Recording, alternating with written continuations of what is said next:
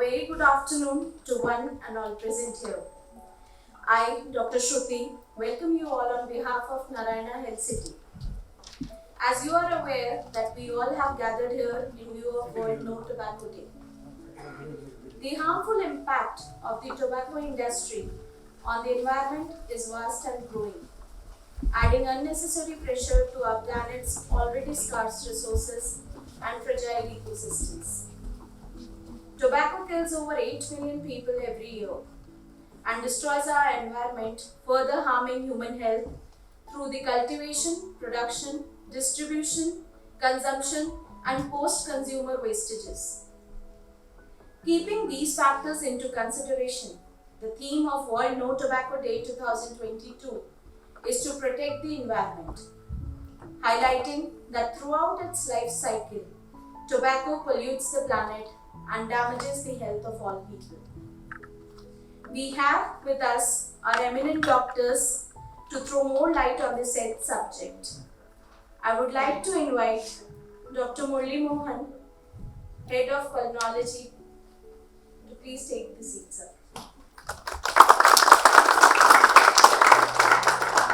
Dr. Vivek Shetty, Head of Head and Neck Surgery. Dr. Bhagirath, Chairman, Heart Transplant Committee. Dr. Devakar, HOD Psychiatry. Dr. Rohit Ranade, Head Gynecology.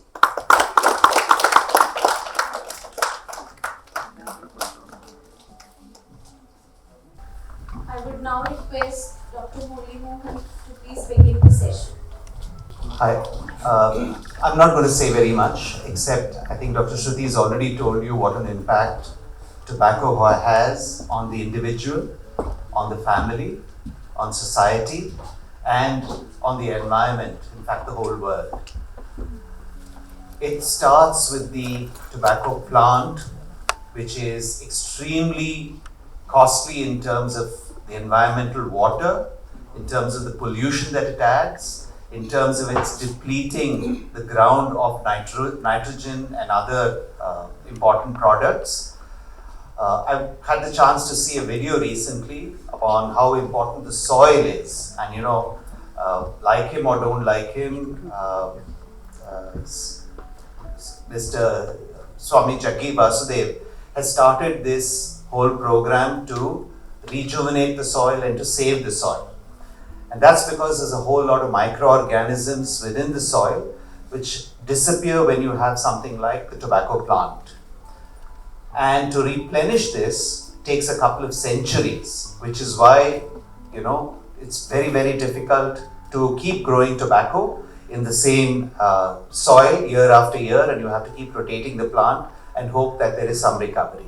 And you've got to plentifully put in artificial chemicals in order to allow the plant to grow, which has obviously got its own costs. So at every stage, from the growing of the plant to the processing of the tobacco to the production of the cigarettes and other tobacco products, it has a heavy cost. And you've also seen the end results of this: stained walls because of pan chewing. You've seen what the filters, which never really get destroyed, add to the environment. So I'm just going to stop at that point and say, not starting tobacco and actually allowing the tobacco industry to die out over time is probably the single most important step we can take for personal health and for the health of the world in general. I'll stop at this point and hand it back to Dr. Vivek Shetty to chair the session. Today's session is not to sit here and sermonize or bore you. It is intended to be a question and answer session. Okay. We have a very eminent panel here. We have a pulmonologist, we have a cardiologist, we have an oncologist, and we have a neuropsychiatrist. Now, the reason this composition was chosen is because first we need to understand that tobacco is, the harmful effects of tobacco doesn't stop at cancer.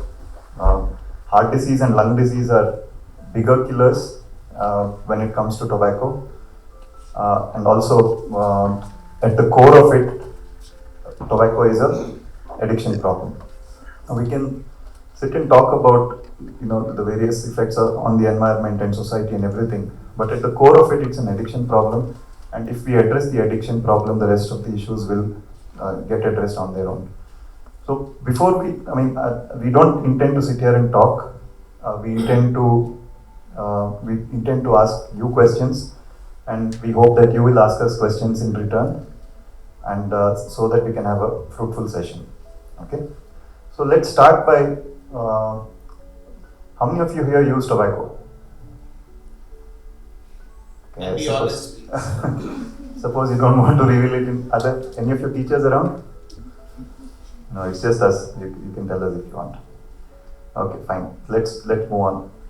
Does anybody know where tobacco originated? Do you think it originated in India? Do you think historically our ancestors have been how long our ancestors have been consuming tobacco? Because people like to say that chewing chewing pan is age-old thing, and it is part of the Vedas and whatnot. Yeah, very good. So it's a misconception that it's a part of our culture and heritage. Tobacco was introduced to India by the Portuguese in the 16th century.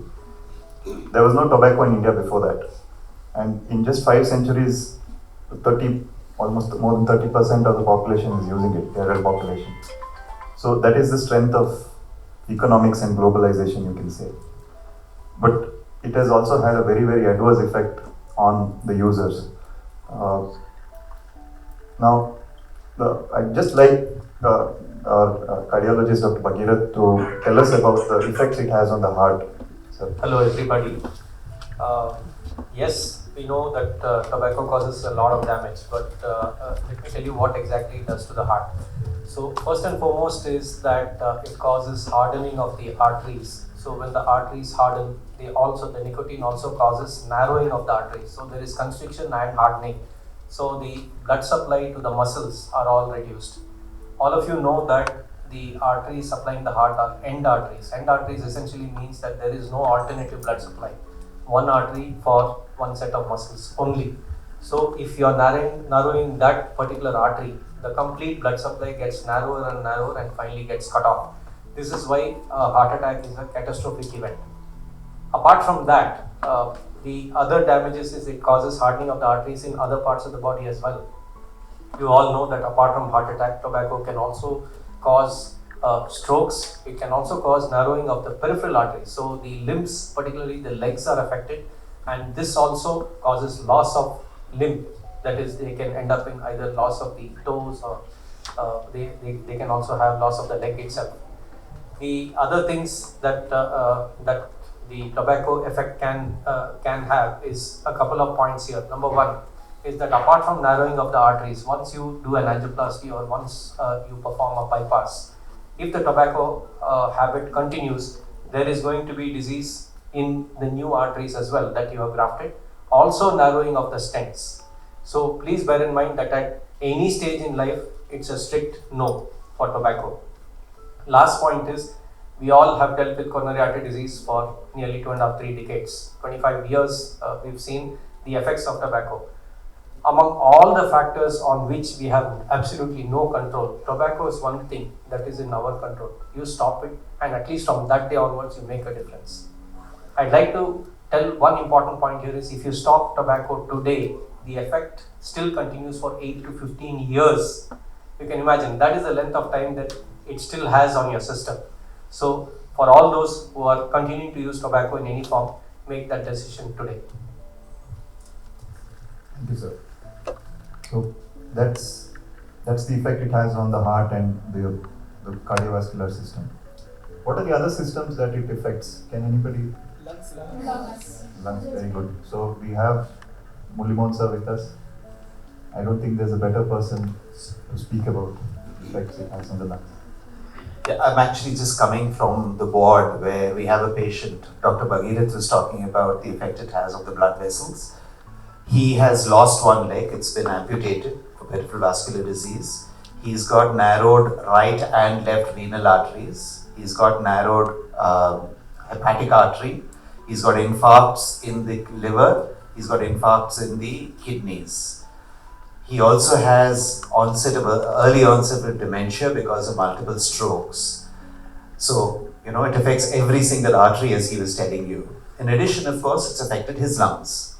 And it can affect every part of the lungs. But when you use tobacco in the smoking form, I'm going to leave Dr. Vivek Shetty and Dr. Rohit to talk about the smokeless tobacco, because those have a greater impact on the mouth and their areas. But on the lungs, it affects the airway. And when you take in smoke, several things happen from the first puff that you take. First of all, the cilia lining the epithelium, that's a very important protective mechanism, stops working. It seems to get poisoned and stop working. So you can't sweep out that dust that comes into your airways. You cannot get rid of the bacteria, and this is an important defense mechanism to prevent infections. The second thing that happens is this is highly irritating. So you get the mucosal glands which start to produce more mucus. Okay, and there are different kinds of mucosal glands. If you recall your histology, there are monocellular or unicellular glands, and there are also submucosal multicellular glands, and both of them start pumping out more mucus. So the person starts to have more mucus, feels uncomfortable, and has to keep coughing. And that, as it gets worse, produces changes in the airway, and the airway also gets thickened. So that's what we call chronic bronchitis. When a person is coughing up mucus, and there is narrowing, and the person gets more and more breathless because he's breathing through narrowed airways. The other effect it has is it causes inflammation within the airways, and this inflammation gets worse and worse over time. The third effect it has on the lungs is on the alveoli. All of you know the alveoli, very important for gas exchange. So the alveoli get damaged, and what is millions of alveoli get gradually larger and larger because the walls between the alveoli are getting destroyed. So the person gets less oxygen and has to breathe faster and harder in order to get oxygen into the blood. So they have chronic bronchitis, they have emphysema, which is the destruction of the alveoli, and together this constitutes COPD. But it doesn't stop there. It also affects the blood vessels going into the lungs because of the low oxygen, and that leads to what's called pulmonary hypertension. Okay, and just like systemic hypertension is bad, pulmonary hypertension is actually even worse because your ability to pump blood into the lungs comes down.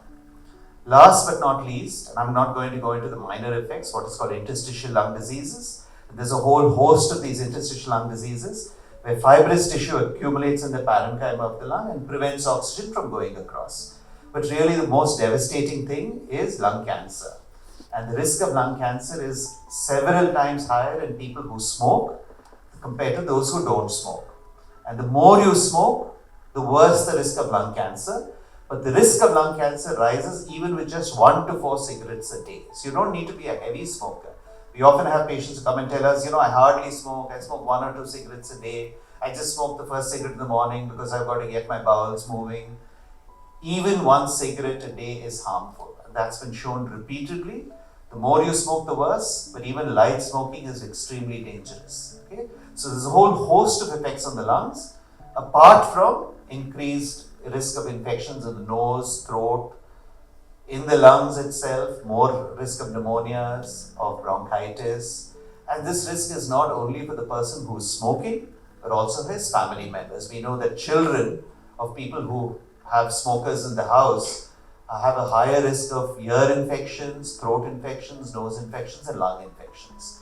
So this is from second-hand smoke. So innocent people by the side of smokers are also going to get affected. So it's smokers, people in their families, their friends who sit with them when they're smoking, all of whom can get affected with all these conditions that we're talking about.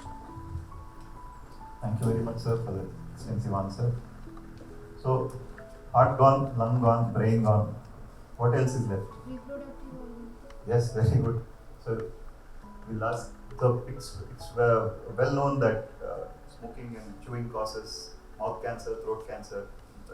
I treat those patients, so I know how devastating it is for them and their families. I don't think I need to really elaborate on that. It's quite self-explanatory. But did you also know that it can cause gynecological cancers? So we can ask Rohit about that further. Yeah, so Sir has already highlighted about the effects what tobacco can cause on the lung cilia. Now we know that it causes lung cancer. We know how common tobacco chewing causes head and neck cancers. But what we know a little less common is tobacco in any form, either smoking or chewing, is also implicated in gynecological cancers, mainly the cervical cancer. There's a study done which says that they tested women who had cervical cancers. So in their mucus, the tobacco products were found to be in more incidence as compared to normal. Now, what tobacco causes is it causes a DNA damage, and that is known to cause cervical cancer. Also, what is seen in studies is it increases the incidence of HPV positive. Now, we know that about 90% of cervical cancers are caused by a human papillomavirus. Now, it increases the incidence of human papillomavirus positivity in the cervical mucus. Now, there is a theory which states that normally our body will try to eliminate an HPV infection. Because of tobacco in any form, it either might be smoking or the more common in rural areas known as mishri, where they use tobacco for cleaning their teeth. That is also known to have some systemic absorption, and this tobacco and its byproducts, it reduces the body's ability to eliminate an HPV infection, and we know that HPV is now the precursor for cervical cancer. So that is why it is very, very important, especially rural areas. The incidence of people using tobacco for cleaning their teeth is on quite high, and that is known to implicate for cervical cancer. Also, the pre-invasive lesions, that is the lesions which later progress into cancer, that incidence is also more in women who use tobacco in any form. So it's very important that you should avoid using tobacco, be it smoking, be it chewing in any form. If you look in India, there are three common cancers. One is head and neck cancer, which is number one cancer. Second is cervical cancer, and third is breast cancer. So at least two cancers we can reduce, and then lung cancer is also incidence is increasing. So all of these are some things which are in our hand. So at least that much we can reduce the tobacco consumption and be safe from these type of cancers. Thank you. Thanks. Thank you, Rohit. So, those are all scary things, right? Your heart is going, lung is going, our brain is going, reproductive organs going, everything is going. What are we getting in return? Can anybody tell me what are the good effects of tobacco? Do you know any good effects of tobacco? Temporary relaxation. Hmm? Temporary relaxation in that particular time. Temporary relaxation. Okay. Anything else? Bowel movements. So people who don't smoke don't have bowel movements. But that means the rest of the population should be constipated, no? It reduces the stress also, stress somewhat. So non-smokers can't reduce stress. You can reduce it and take some time, sir, but if you smoke, you come down. Have you tried meditation? It works instantly. Stop, look, go. Okay, so jokes apart, these are all psychological tricks. It's not really an effect. Like these are not things that you cannot achieve without tobacco, right? So essentially, what my point is, tobacco ruins your body, ruins literally every organ in your body, ruins the environment, ruins families, and we are getting very little in return. And yet it is popular. The latest GATS says 28% of the population is still using tobacco in some form. 3 years GATS was 34%. So the trend is good, but still 28% of the adult population, that's a huge percentage, right? So why is that? Addiction, sir. Yes, exactly. So we'll ask. That's why we have the authors are here, because at the heart of it, it is an addiction problem, and if we address that, we address the rest of the issues. So, sir, please illuminate. Thank you. Now, tobacco is the most addictive substance known to the mankind. Let's be very clear about this fact. There is nothing which is more addictive than tobacco. Tobacco in any form, be it smoking or chewing or sniffing. There are several forms of it, right? And tobacco is the only legal product which kills more than half of the people who consume that. So how is that now? It's available so readily, it's so cheap also. So especially some of you might relate to this when you start experimenting in your school days. I'm not even talking college now. People are starting from 7th standard, 8th standard, school days. They all want to share with their friends. Sharing is caring. And this is exactly the vulnerable group whom the tobacco companies target. Dr. Vivek mentioned about 28% of the population who are 15 and above. Most of this population, most of them who consume tobacco would have started when they were early teens, from the age of 11 onwards. The worrying trend is that kids are using it at much more younger age these days. The age group between 13 to 15, 10% of them are using tobacco. Worryingly, in this COVID period, oral tobacco consumption has increased in these younger people. And we have seen that even in the professionals now. Previously, IT professionals, it was a status symbol to hold a cigarette, and it gave them some status, and especially holding it, releasing the puff, etc. Now, even the educated crowd, IT people, they want to use oral tobacco because they're not allowed to go out of the house because of this COVID related issues. They were all working from home. People at home were not allowing them to use smoking, so they started oral tobacco. The effect of oral tobacco is exactly the same on their body, except that it probably doesn't have as much of passive effects. People who are staying at home are not getting as much affected. So the point is, tobacco is the most addictive substance, and it's widely available, and tobacco company targets the vulnerable group. Now everybody knows that tobacco is harmful, because all they need to do is look at the cigarette packet or the pouch of a tiny or a pan masala, etc. It's written there. It is legally required for all of this to be depicted, all the graphic pictures of oral cancer, etc. Despite that, why do they continue to take? It's because, as some of you have already said, they are already addicted to it. If anyone is taking, anybody is taking even one cigarette per day, it means they are addicted to it. There is no question of low addiction, zero addiction. There is no question of zero addiction. If they are taking one cigarette per day, they are addicted. If they are taking more cigarettes or more oral tobacco, and if they are taking early in the morning, it only means they are very severely addicted. So that is the crux of it. And again, because it's so rampant now, in spite of having a coronary artery disease, in spite of having undergone bypass surgeries, I'm sure many of our cardiology colleagues would have seen patients continue to smoke. It's not that they don't know that it is causing the impact, but it's just that they are so much addicted, and they will be struggling to come out of it. You even know of patients who smoke through their stomas after we remove their larynx because they got larynx cancer. There are people who smoke through the stomas. So that's how strong the addiction is. But what is the solution for this? Is there a solution? What are the quit rates like? If somebody is already in the fold of this addiction, is there any hope for that? And also, one more thing I'd like you to address is exactly what he said. It's a very good point. He said tobacco gives temporary relaxation. Is that a valid enough reason to do, or what is the solution for that?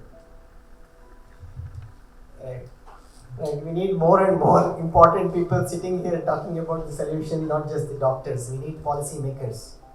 We need the government people. We need every member in the public to think about this. Because we said this is the most addictive substance. It's already eroded into the system like a malignancy, like a cancer. It's proliferated. And it's legal. There is no need to lose hope. Every person, even if they are very severely addicted, they can stop. Like what Dr. Bhagirath was mentioning, once they stop smoking, the heart comes back to normal after some many years, maybe 10 years, etc. But there are other benefits of quitting, that they can start appreciating from as quick as 30 minutes. Their pulse rate comes back to normal, their breath starts to feel better after 1 or 2 days, their blood pressure of stopping smoking or oral tobacco, that they can start appreciating very quickly. Important thing is to recognize that they have become addicted to the product. That recognition, awareness is extremely important, because addiction is a brain disorder. It happens in the brain. Of course, the best solution is do not start anything, because it is so addictive that even after starting 2 or 3 times, so many of them continue to smoke. They continue to take oral tobacco. If you know the dangers of how it's impacting on your brain, if that is there in a cigarette pack, for example, perhaps many of them will not pick up. The cancer images are there, but for somebody who is starting on the first day, he will say, I'm not going to get after one cigarette. This might happen sometime later, but in any case, I'm not going to continue for so long. That is how they feel when they start using it. But very quickly, it could be within months that already they are caught in this, big bonding or chain of this tobacco. And like he says, and because they are addicted to it, they need tobacco to start functioning normally. They need nicotine for their brain to function normally. They need nicotine to go to toilet in the morning. So if they don't take it, they become extremely restless. They become very, very anxious. So in order to reduce that restlessness, in order to feel relaxed, they use tobacco. It's not that you must take that to, feel relaxed or improve your concentration. It is to avoid your withdrawal symptoms. They are using tobacco. So the important thing is that recognizing it, recognizing that they are already addicted, even if they are taking one cigarette. Many of them can stop by themselves if they know that they are already addicted. If they are struggling to stop, then they can always seek help from the professionals. These days, every medical professional is equipped to help their patients to come out of addiction. You really don't require the psychiatrist for everything, psychologist for everything. Over the counter, tobacco or nicotine replacement gums are available. 2 milligram gum is available over the counter. It is still better to use compared to tobacco. And there are government websites which are there, which is free and people can access them. If they just Google, quit lines, for example. There is a National Health portal, which is a central government website, which offers free assistance. They do make a call. There is a missed call one will have to give. There is plenty of information on the website as well in different languages. So all they need to do is recognize they have a problem and then seek help. They can completely come out of it. Thank you, sir. So those are some very practical tips. Decide and seek help. Now, we just have a brief discussion on this year's World No Tobacco Day theme. So, World No Tobacco Day is on May 31st. And this year's theme is tobacco and the environment. So, the environmental effects it has on tobacco. Can you guys tell me, I think Sir has already touched upon this, but can you guys tell me what are the different effects on the environment that you know tobacco has? Any of you? There is a usage of many plastics packets for tobacco, so that is damaging. Yeah, that's correct. Air pollution, yes. So the cigarette butts. Yes, that's a very important point. So the cigarette butts, it's I think microcellulose. It is not biodegradable, and it just stays in the environment for decades.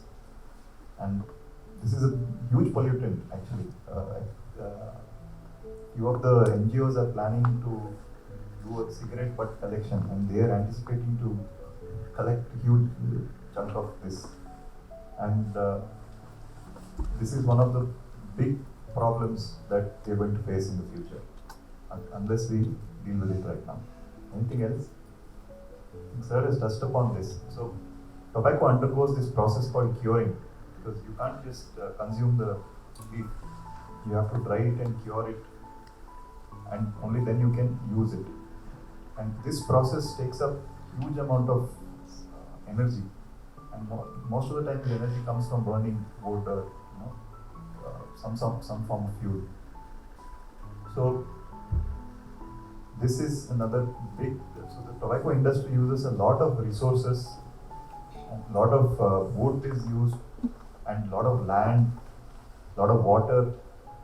All this can be put to more productive use.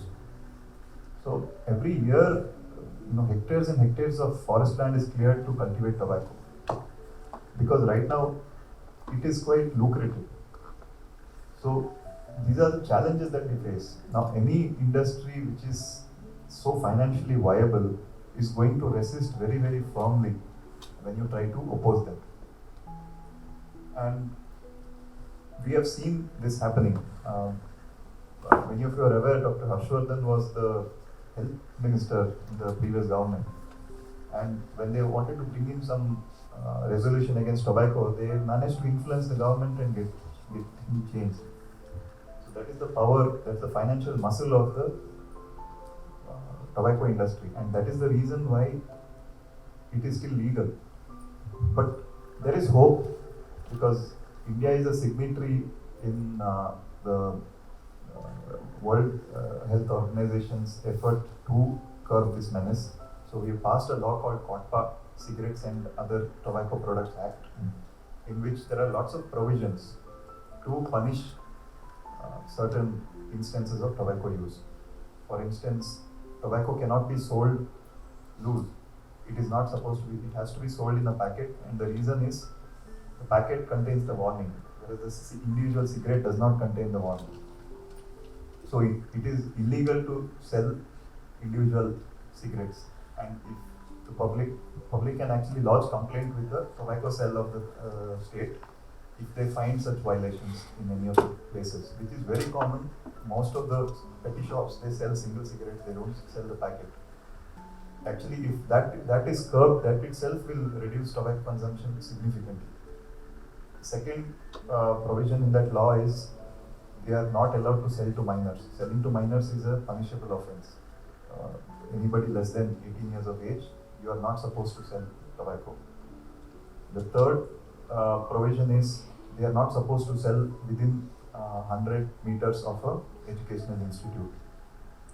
So a lot of these violations can be seen, and these can be reported by the public to the authorities, and then they are supposed to take action on these things.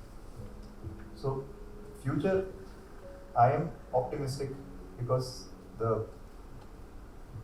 are going in the right direction. The awareness is there, the intent is there. But I think the biggest challenge we face is the tobacco industry's financial muscle. But the more public is aware and less they use the products, the less their financial muscle. It's a very simple equation.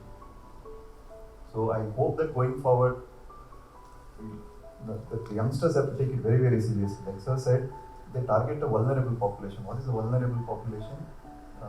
The population that is between adolescence and maturity. Before the frontal lobe is fully developed, that is when you indulge in. Tobacco is essentially a risk-taking behavior. And once you have a fully formed frontal lobe, the chances of starting this habit is very, very less. So most of the people who are addicted, they start this habit before the age of 21. Would that be the correct thing to say?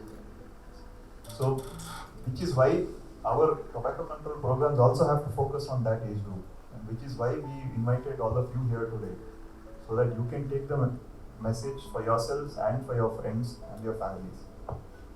And it's very, very important to not start. And if you have started, don't lose hope. You can always seek help. You can always take the support of your family and friends. You can take the support of your own willpower, and you can stop.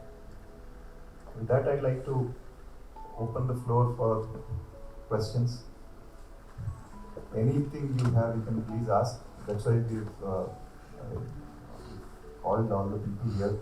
Any doubts you have, you can please feel free to speak. Don't think that it's trivial. It's very, very important that people have full understanding of this, so that if somebody challenges you and says, one common argument I hear is it's freedom of choice. freedom of choice is a very common thing I hear when you say we have to ban tobacco. We say no, it's freedom of choice. It is left to me. If I want to ruin my health, it is up to me. Uh, do you think that's valid? Freedom of choice in argument in favor of tobacco? Why is that? If somebody wants to, okay, smoking, yes, I agree, it affects the others. If somebody wants to chew, it is up to them. So is that valid? Is that a valid argument? I would say it's not a valid argument for a simple reason that you there's no freedom of choice when it comes to slavery, right? Addiction is a form of slavery. There is no choice. You don't choose to get addicted. Once you are addicted, you don't have that choice to just walk away. And that is the biggest rebuttal I would give to people who say that it's a freedom of choice and people should be allowed to choose whether they want to use it or not. That is firstly, the lot of people who are targeted lack the maturity to make that decision. And secondly, once you are addicted, that choice is taken away from you. So, yeah, so please feel free to ask any further questions. What happened if actually when first light is immediately after the light is what happened? Immediately after the light is in the body. Okay, a cigarette is sometimes described as a dirty syringe. Basically, why a person smokes is to get nicotine into the system. That's the addictive substance. Okay? And one of the fastest ways to get it into the system, into the blood, is to smoke.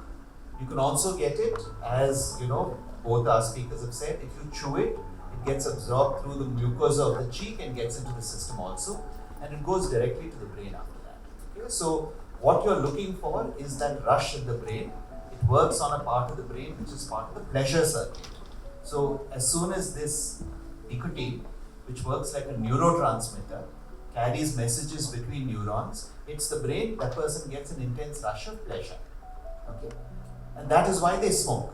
But then it has a lot of other effects. As Dr. Bhagirath was saying, it produces vasoconstriction. The vessels constrict as soon as nicotine hits them, because that's the way it works.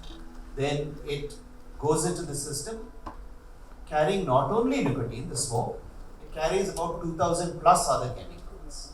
And there are like 200 plus cancer causing chemicals that go along with it. Okay, there's a whole lot of what are called oxidants that are carried into the system, which cause oxidative damage to the tissues there. Then there is, to keep the cigarette lit, okay, they use certain substances. If you've ever seen people smoking a BD, okay, they have to keep puffing frequently. If they don't keep puffing, the BD goes up. Cigarette, that doesn't happen. You leave a cigarette unlit also, it will keep burning all the way to the end, because there's something which promotes the cigarette paper staying lit. That's why they wrap it in this special paper. By the way, that contains chemicals which are also harmful to the environment. Okay? So that can also be harmful in the system. The burning products of that paper cause damage to the system. So it's not just the tobacco, it's the paper that comes with it which causes damage. Apart from the carbon monoxide, and incidentally we use carbon monoxide as a measure of how much the person is smoking. The carbon monoxide, you know that it attaches to hemoglobin and doesn't allow oxygen to attach to the hemoglobin. So you're kind of, permanently damaging that hemoglobin because you cannot unlock the carbon monoxide from it. So there are changes that are happening in the blood also, which affect the oxygen carrying capacity of the blood. So there's a whole host of changes, and all starts because the brain wants the nicotine. And Dr. Divakar made a very important point. He said, it's your brain which controls your behavior. Now the brain is saying, I don't care what happens to the rest of you, I want my nicotine. And every time the nicotine level falls in a person who's addicted, the brain says, where is this level of nicotine that I need? So you take a puff and it goes back up a little. Again, when it falls, you feel that craving to have more of this. So you're experiencing withdrawal symptoms, and at the same time there is also craving. I had a patient who had not smoked for 5 years, so they told you something very important about how you have to exert willpower. The willpower may disappear sometime later.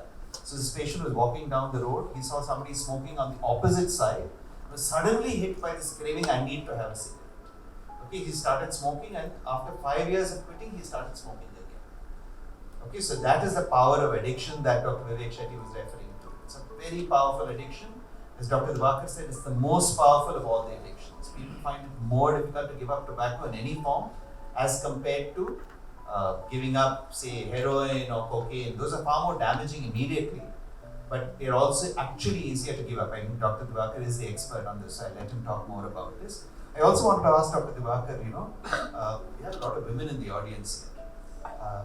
Are you seeing more smoking, more tobacco use among women, and what is the consequence of that, apart from what Dr. Rohit has already said? Yeah, certainly, sir. We are seeing more women using tobacco. Again, more of smokeless tobacco.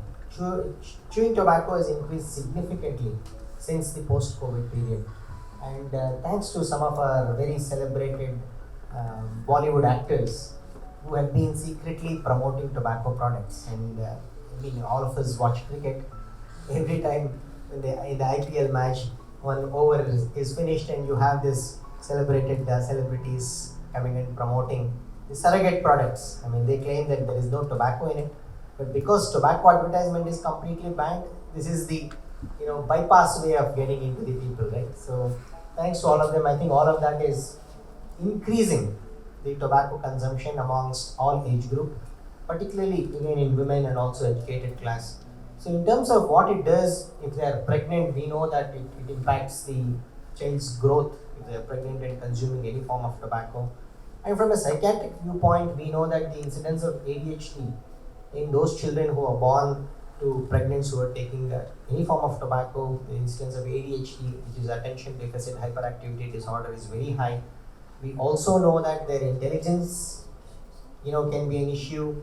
The child's academic growth can be an issue. There are lots of complications which are related to, tobacco, particularly in women. And also the incidence of depression and anxiety is much more in women compared to men.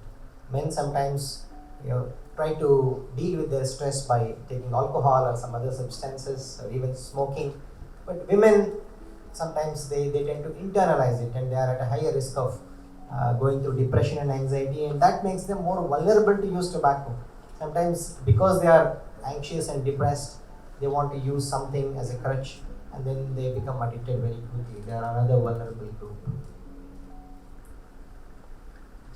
You touched upon a very important topic of celebrities endorsing these products. I'm sure you'd have seen a big billboard of those three idiots holding up two fingers. Remember, only one of those fingers is for common man. So, anything else you guys want to ask? I hope I answered your question. Sir, as I have said, it damages the DNA, so it is causing the cervical cancer and other like lung cancer and heart diseases. So, is there any major effect on GI system or any other body system? Yes, 100%. So, even GI, esophagus, and stomach cancers are associated with smoking. More commonly, GERD, gastrointestinal reflux, is made much worse by smoking. It relaxes the sphincters. Is that correct? Fair to say so? So, definitely it has, dyspepsia, indigestion, esophageal reflux, and even cancers. So, definitely it has an effect on the GI system. Sir, I have a question.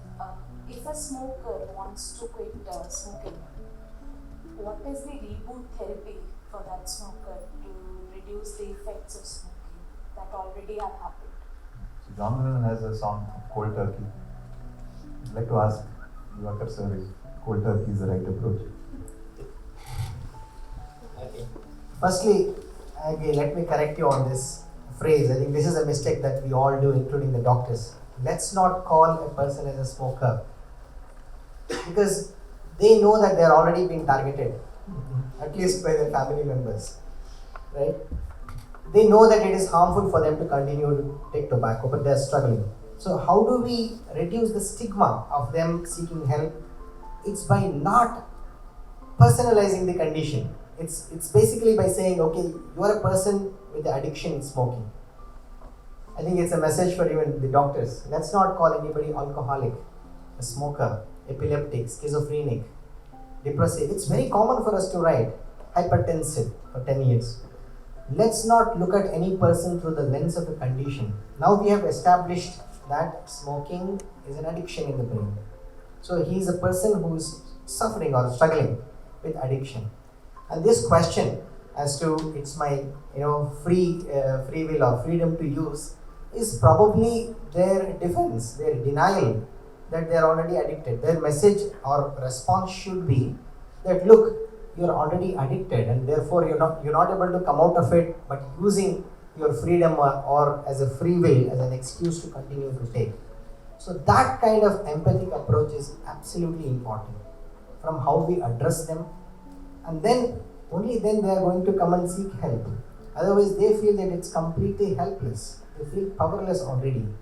They feel that they've already got cancer, they've already had MI, CVA, strokes, they don't have much to live. Why not continue to smoke and have that little pleasures? That's how they feel.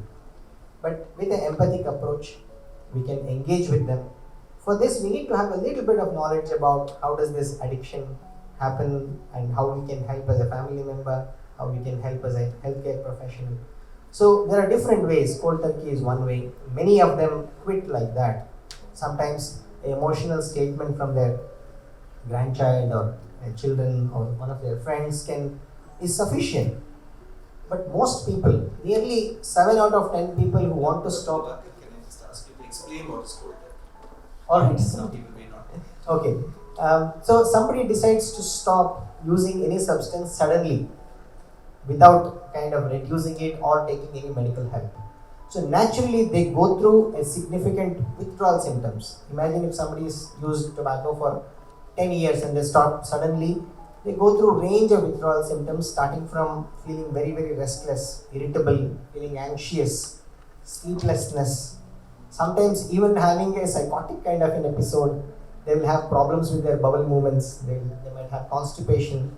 So a lot of these symptoms come under the withdrawal symptoms. Good news is that each day that they stay with it, the intensity of these symptoms will come down.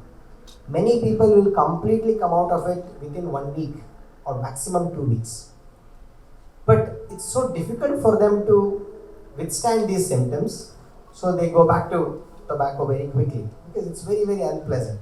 But if they have this knowledge that it will go away slowly, some of them, they withstand and they come out of it. The other way to do that is, especially when they come for tobacco de-addiction programs, we give them a quit date. For example, if somebody were to be smoking 10 cigarettes and comes today, we say that, okay, in 10 days from now, that's your quit date. Ask them to reduce 1 cigarette per day. Start preferably from the night cigarette. Okay, you start cutting off the night. For example, no smoking from 8 p.m. today. From tomorrow, no smoking after 6 p.m. Because getting rid of the morning cigarette is extremely difficult. So that should be the last one which should go away. And the most important aspect is how they can handle the craving. So sir mentioned about it, Murali sir already. So craving, a peak of the craving doesn't last for more than 2 to 3 minutes for most people. It's very important to remember that. The urge, the intense urge that they get to use nicotine doesn't last for more than 2 to 3 minutes. So in that 2 to 3 minutes, they can use various techniques to refrain from using tobacco. Most commonly used techniques are 4 D techniques. First D is distraction, distracting themselves to do something, more healthy. Some people might go and sit in a puja room. They know that they can't smoke there, they can't use tobacco there. The second D is drinking water. Even drinking water is scientifically proved to reduce craving. Third D is delaying, telling themselves that not now, I will see after half an hour, I will see after 1 hour. After half an hour, you do the same technique again, which means each time when you are avoiding the tobacco, you are not only giving your body a better chance to recover itself or feel better, but also you are training your mind that you can sustain, you can handle this. And then the fourth D is deep breathing. So even simple deep breathing techniques for 2 to 3 minutes can help them. So delaying, drinking water, distraction, and then deep breathing. This is the way of managing craving. And then of course there are medicines which can help them to reduce craving as well as deal with the withdrawal symptoms. We touched on the nicotine gums. There are different formulations of that. And we also have a lot of medicines which can increase the quit rates by at least 3 to 4 times. So scientifically these are all proved. So there is no need to lose hope. It's important to seek help, recognizing that this is also another disease like cardiovascular disease or head and neck disease, and then seek help from professionals and they can completely come out of it. And the important point that Dr. Murali already mentioned, once the brain has learned that it is addicted, even after 5 years, 10 years, they can still go back. Some people will think that after stopping for about 1 or 2 months, 3 months, they feel that they have already conquered the enemy. And the mind tells them, okay, let me experiment with 1 cigarette or 1 puff. And that's about it. Once they use it again, all the memory systems in the brain will get reactivated. It will recall all the pleasures that they used to get. And then within no time, they will go back to the previous pattern. Sometimes this kind of lapses may happen. Important thing is to recognize that and seek help instantly. Because sometimes, we all are vulnerable. Human beings, we are all vulnerable. So a lapse is not a failure. But letting it to go for a relapse again and again may be a failure. So seek help at the lapse stage, and then you can completely stop tobacco. Thank you.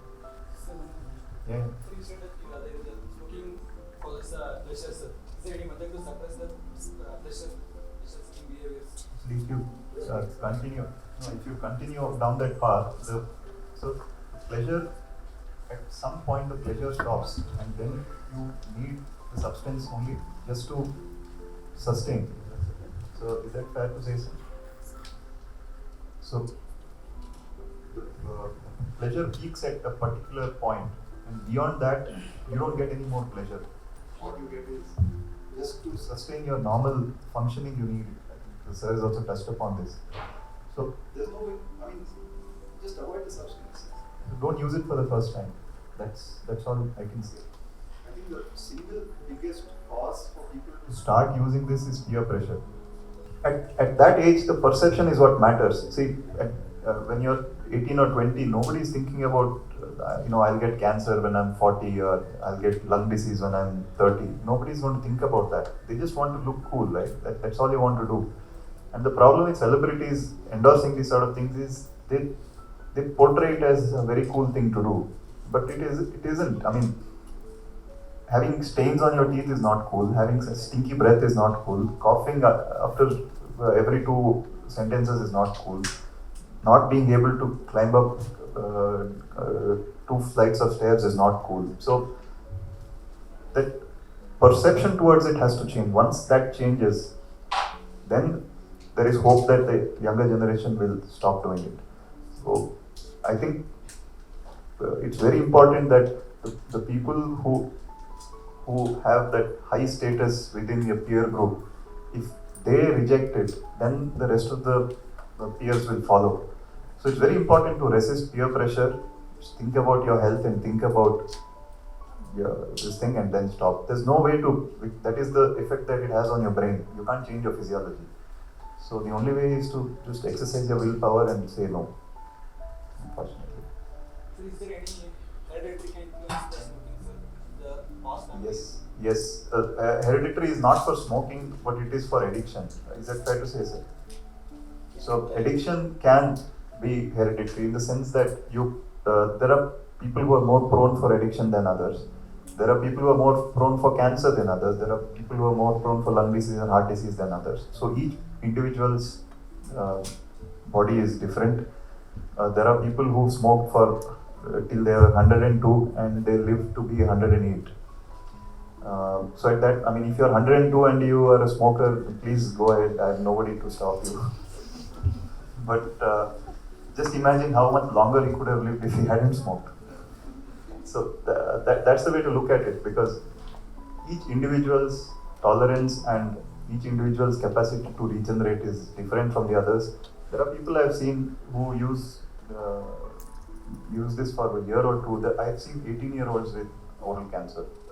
So definitely this is not something that you should mess around with, because it's like a lot. You're essentially tempting fate, right? So just avoid it. That's all. So when I spoke about pleasure, so pleasure of course is produced by a cigarette, but there are many other ways to make pleasure, which which are far, far healthier. You don't need to smoke a cigarette. And the problem is when you associate the cigarette with the pleasure, that's when it becomes dangerous and is the first step in the addiction. So I'm not recommending it as a way to get pleasure. That's a very good point. Actually, the easiest way to get pleasure is to work out. Working out, exercise, physical activity increases endorphins and makes you feel good, and that's a more sustainable high rather than this sudden hit of a cigarette. So, yeah, don't smoke, work out. Sir, I had a question. Suppose a smoker, no, not a smoker, basically a person who is addicted to smoking, he quits, suppose. So, are there any clinical pathological changes after the quitting of his habit? Yes, so as Bhagirath sir said, it takes a long time, but yeah, as far as oral cancer is concerned, the risk of a person who has quit tobacco takes about 20 years to come back to baseline. So if you quit, your risk is still high for about 20 years. And at 20 years, you can say that you are on par with a non-tobacco user as far as oral cancer is concerned. I'll let Bhagirath sir illuminate us about cardiac effects. So you have certain immediate effects. This has already been highlighted. Your heart rate will come down if you stop. So also your respiratory rate, you have better control, better blood pressure, and so on. The other problem is many times tobacco can cause irregular heartbeat. So if you have a control or stop the tobacco, then you have a better chance of retaining the normal rhythm. Now, that apart, there are certain cellular effects that go on for a long, long time. So the timeline for that is 8 to 15 years. So it's almost 15 years before the cardiovascular system is comparable to that of a non-smoker. So in summary, first of all, resist that very first step. I think it's more for the vulnerable group that say no right from the beginning. But if unfortunately you're in it, take the decision to stop it on that day, today. That's the message. And I think no amount of legislation can solve this problem. I think it's down to every individual. You have to make your own decision, and only if you decide, you can make a difference. For the other things don't matter. Sir, I have seen people saying I'm trying to come out of this, but I'm not able to do. And also those who are, I went to the addiction centers and I have come out of this, but I'm still going back to that. I'm not able to control that. That's So do we have some measures to come out of that? Yeah, as I already mentioned, lapse and relapse are quite common. It doesn't mean to say that they have to give up trying. So encourage them again, appreciate that they were trying to stop. They would have stopped already. Find out what were the reasons why they went back again. Encourage them to seek help again. So maybe the strategies needs reworking on. So it's quite possible. We do see a number of patients who, despite of treatment, despite of all the motivational, interviewing and techniques, they go back to it. That is why it is so powerful substance. But over a period, maybe after 2-3 attempts, they do manage to come out of it. But they do need an individualized plan. They need a professional help if they are struggling to stop by themselves. And then help is available now. One of the things that have been shown to have the greatest success is the person's healthcare provider saying, please quit smoking. Okay, that makes a big difference. But if you take the whole group, it takes about 7 attempts before people finally quit sometimes. Okay? Which is where the professional comes in. So I try with my patients, but if they don't give up, I refer to Dr. Divakar because he can do a lot more with them than I can. Okay? So you need a combination of the healthcare provider, which could be the nurse, it could be the doctor, it could be any person involved in the person's health saying, this is very bad for your health, please quit smoking. And the best time to do that is when they come in with a smoking related problem. That's when it really hits them. So somebody gets admitted with an exacerbation of COPD and they end up with a bill of 75,000 and you say, this is because of your smoking, I think you should quit, otherwise you're going to come back. That has a major impact. But yes, the addiction is so strong, they may relapse or lapse, and then Dr. Divakar and team are there to take care of it.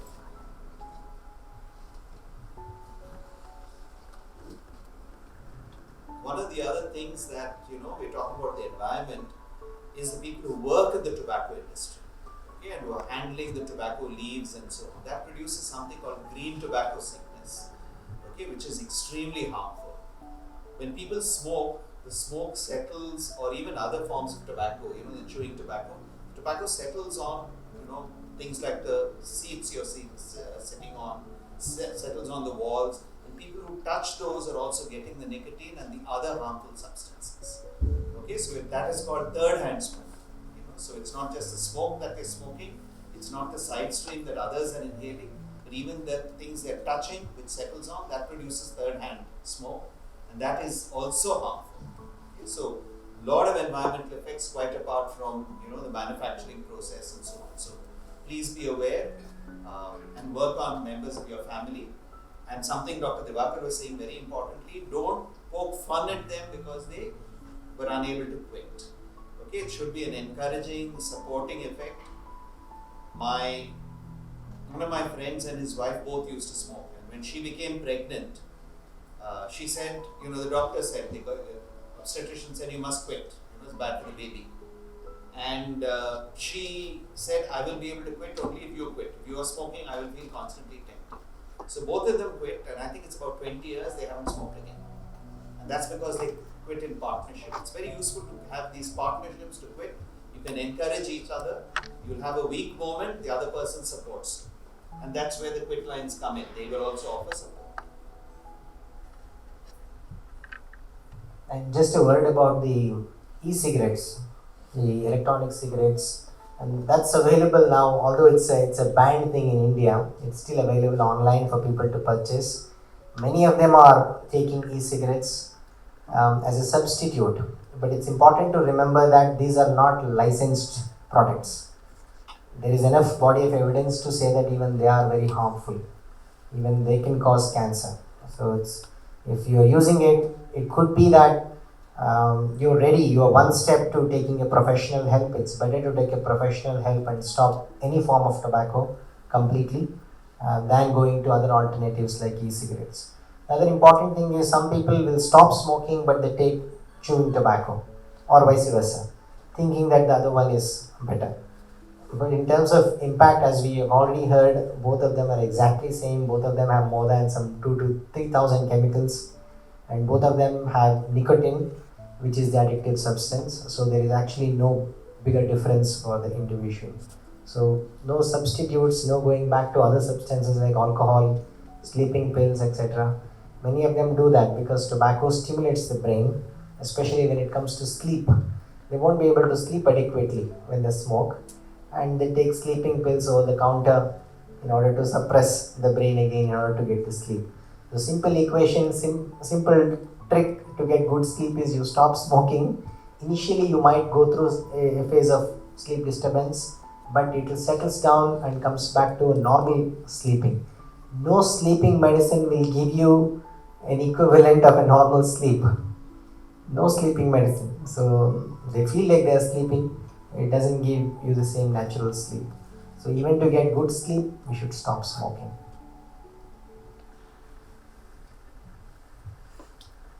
Thank you, sir.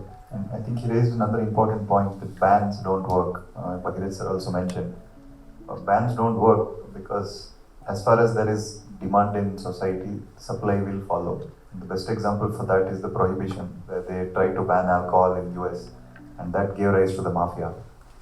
So, as long as there's demand in society, the government can't control this, and the demand will feed the supply mechanism. So, it's very, very important. The only solution is if you haven't started yet, don't start. And if you have started, stop. Quite simple. I think with that we can wind up. Okay. Thank you, sir. Thank you, everyone, for your time, and thank you for participating. I hope this was useful in some way. If you don't take anything from this session, just remember the last thing I said. If you haven't started, don't start. If you have started, stop.